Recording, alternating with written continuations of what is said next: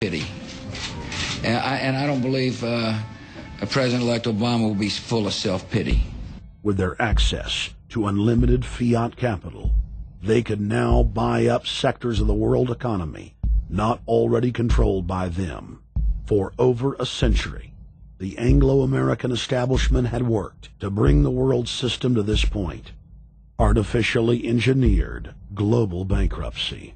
In an address before the Trilateral Commission in June of 1991, David Rockefeller laid out the elite's ultimate goal.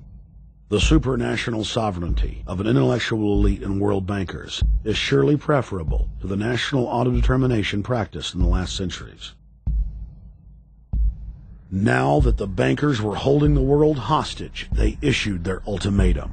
The only solution to restart the global economy would be to set up a planetary government ruled by a new Bank of the World, a Bank of the World owned and controlled by them. Suddenly, hundreds of prominent publications announced the solution, the people's only salvation. Time magazine, in an article titled The New World Order, said that the new super bank would control the world's currencies and set interest rates, and that the new bank would, quote, knock the heads of bad countries like the United States. At a meeting of central bank heads and finance ministers dubbed Bretton Woods II, the plan for world government was unveiled by the very bankers that had engineered the collapse. Formerly sovereign countries would now pay their taxes directly to the banking cartel. Hundreds of new carbon taxes, controlling every facet of human activity, would only be the beginning. Now all the elite had to do was to sell the public on accepting the final phase of their takeover. And it's Obama's job to sucker the public into standing down so the bankers' agenda can move forward unhindered. Never before in U.S. history has the media gotten behind a president like they are behind Obama. The press has pulled out all the stops, bestowing a crown of infallibility upon Obama as the savior of the people. The elite are betting everything they've got on Obama's charisma and hoping that he can sell the world on their program of tyranny. Yes, there have been differences between America and Europe. No doubt there will be differences in the future. But the burdens of global citizenship continue to bind us together. A change of leadership in Washington will not lift this burden. In this new century, Americans and Europeans alike will be required to do more, not less. Partnership and cooperation among nations is not a choice. It is the only way. We've got to give them a stake in creating the kind of world order that I think all of us would like to see. In truth, Obama is not simply continuing George W. Bush's policies. He is radically expanding them. I thank President Bush for his service to our nation. This film has documented the painful fact that Barack Obama's agenda is the complete opposite of what he has claimed it to be. Now we will reveal what Barack Obama and his controllers' true agenda is. Number 1. Bring the United States under the complete regulatory control of a private offshore superbank known as the Bank of the World. More than 100 new taxes are now being developed under the umbrella of curbing greenhouse gases. The new taxes will be paid directly to the private bank consortium. At the producer level, taxes will be paid on farm animals' flatulence. At the consumer level, there will be carbon taxes on all forms of meat, beef, poultry, pork, and fish.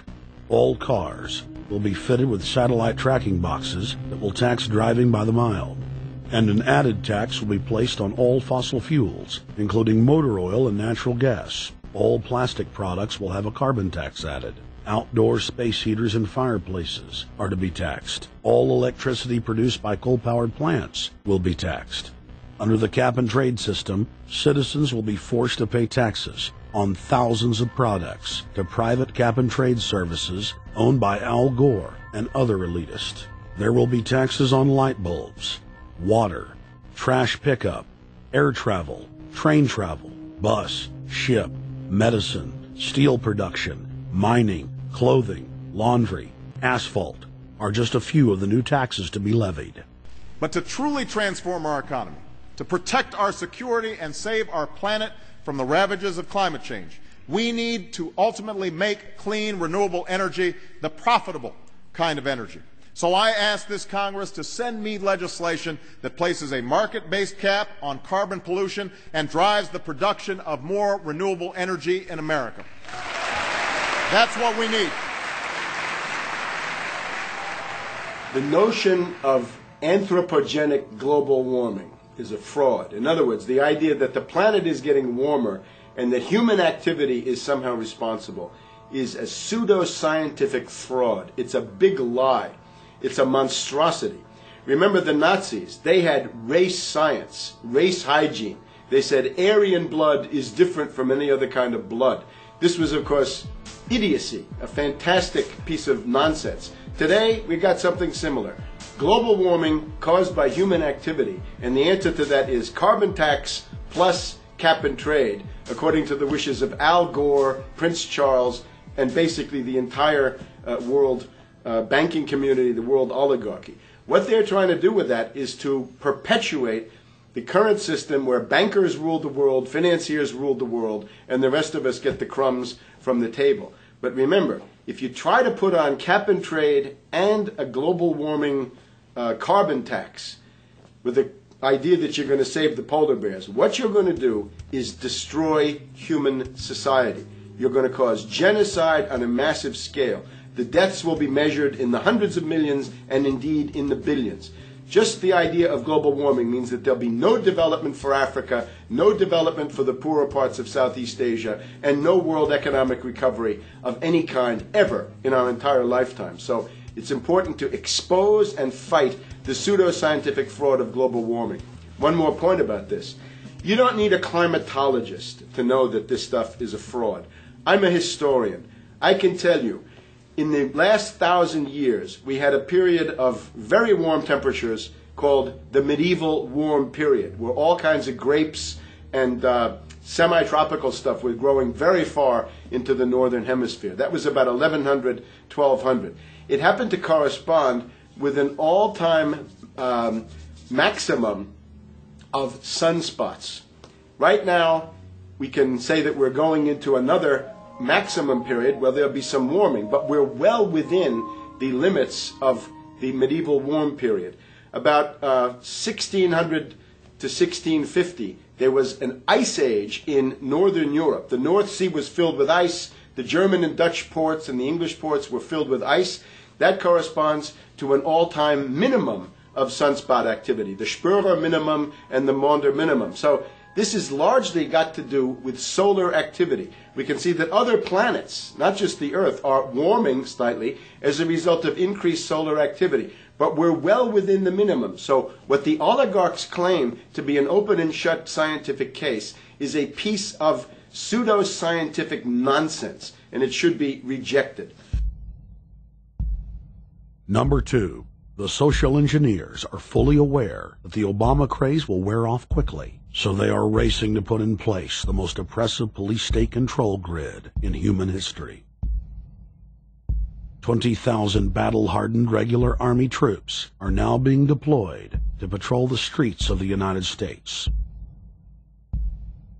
FEMA is now building giant camps in every region of the country, and the Congress has introduced bills like the National Emergency Centers Act, H.R. 645, which merges local governments and the police under federal control.